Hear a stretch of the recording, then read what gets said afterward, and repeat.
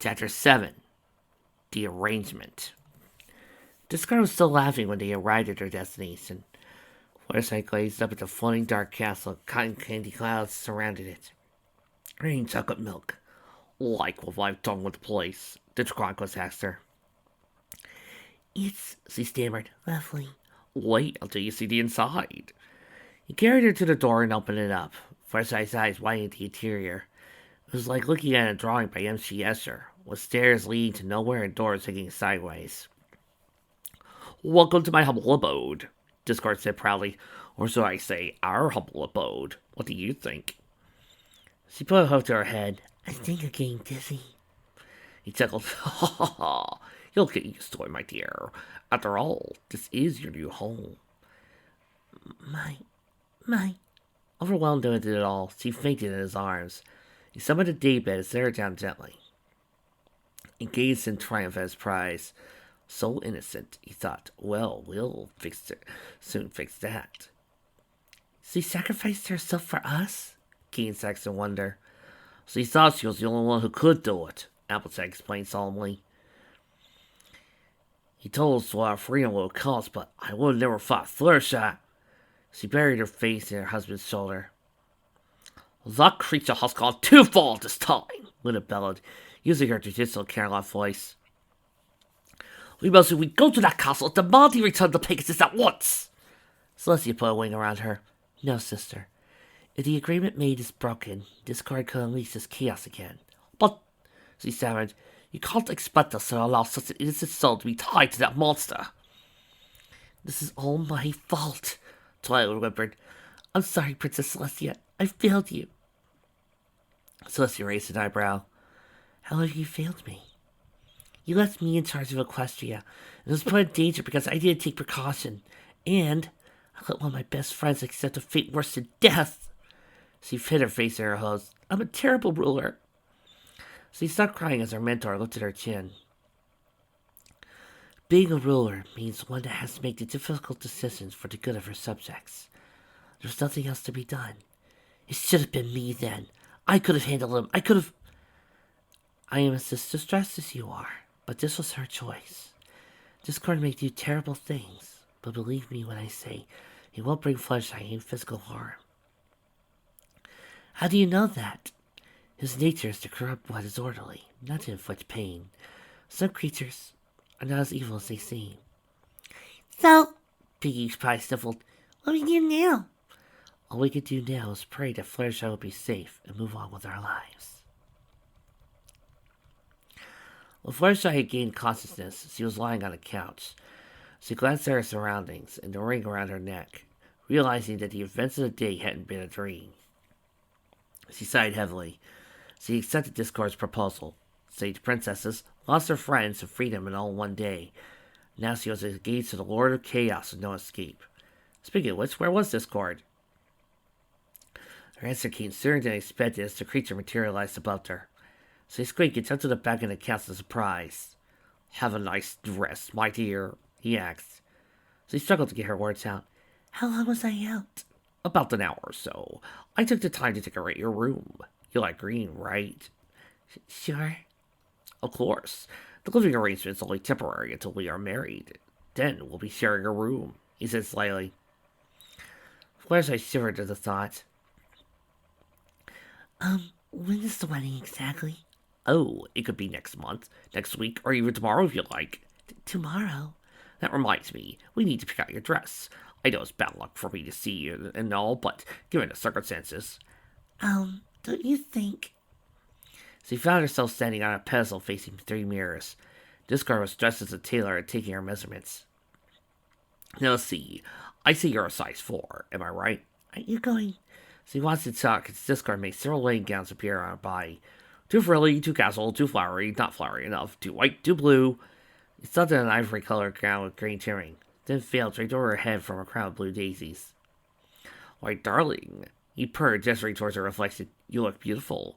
Your fiancé is very lucky to have you. Wait, that's me. She couldn't take any more shy. Discord! Yes, my dear. She turned to face him. Don't you think tomorrow's a bit too soon? He pretended to think about it. No. but I hardly know you as it is. Do I need to remind you of the terms of our agreement? I'll still marry you, just not yet. Care to explain your reasons behind this? Well, you see, Oh, come now, dear. Let's not be strangers. Tell me. Seagull, it's just that I always thought that when I got married, I would fall in love with him first. oh, there'll be plenty of time for that. First, I swallowed her fear and narrowed her eyes down. You said you'd give me whatever I desired, right? Discard filled his hands. I did say that, didn't I? Well, I desire we postpone our wedding. But And you said you wanted a willing bride, right? I did, but I would be even more willing if we got to know each other first. he was starting to get very annoyed. It felt like turning her into an orange, but took a deep breath, calmed down. It was always going to take a lot to get through this pony, regarding the fact that she had been the only one who registered him in the lavenders. He had to take this one step at a time. Very well, my dear, as you wish. He snapped his fingers, making the gown and mirrors disappear. We'll postpone the wedding for now. Until when?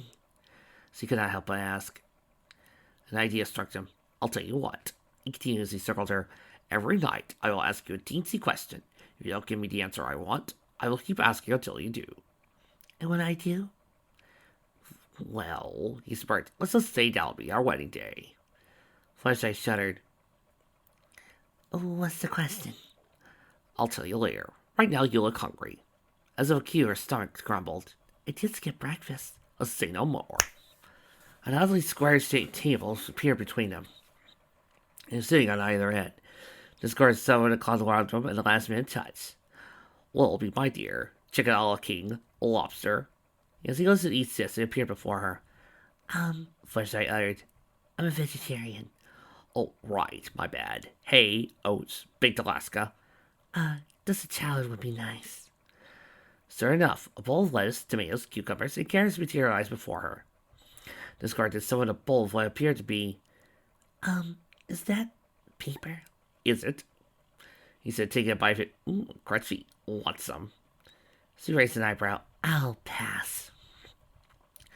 Well, he is part goat after all. Forsyth glanced out at the dish in front of her, shaking as she looked at her fork. Discard was confused at her hesitation. It's not poisoned, if that's what you're thinking. She smiled nervously as he took a bite of the salad. Delicious, She gulped. Perhaps you will like some dressing. Thousand Island or ranch. Ranch. A ball appeared in the air and squared the substance to her bowl. Thanks. Flashlight uttered once the bottle had finished. Anything for you, my lovely fiancée. He stared at her as she shivered in her seat. You find me terrifying, don't you? She looked down at her husband. Well... He shrugged. Perfectly understandable. After all, my appearance is quite unique. He grinned slightly at her. Yours, on the other hand. She only choked on her fork as he appeared beside her. I will tell you a secret. I always thought that of the six, you were the most ravishing. Scratch that. Of all the ponies in Equestria, you were the most ravishing. He put his paw to her face, as she backed away, causing her to fall over her chair. He caught her with his tail before she could hit the ground and lifted her to meet his eyes. What? Ravishing not a good enough word? How about stunning? Beautiful. Gorgeous. Stop! She squeaked. Stop what? He asked, easily struck her mane.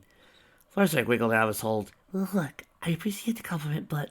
What? Discard said, running his claw under her chin. Not used to some pony calling you beautiful. Not exactly. He chuckled. Well, you should get used to it, because I'm going to keep calling you that. She forced a smile as she returned to her seat. She tried to finish her salad, but it was difficult with him standing so close. You know, I was only hoping you'd be the one to accept my proposal. It was certainly bold for you to do so. He tensed as he placed his hands on her shoulders. Don't worry, my dear. I shall make you happy. Don't think of this place as a prison. Think of it as a kingdom where you are queen. And a gold crown appeared on her head. Flashlight Dr. Fork. Imagine our own little chaos corner of the world. No point to tell us what to do. You can have whatever you want, be whatever you want, do whatever you want, and I'll be by your side. He jumped back to toss the crown off her head. You know what? She said quickly. I'm really tired. Discard scoffed. Don't be ridiculous. It's hardly noon yet. Oh, but I didn't get much sleep last night. She faked yawn. Oh, yes, I'm very tired. I should really get to bed. Oh, very well. But first, my question. Fluttershy shrugged. Yes?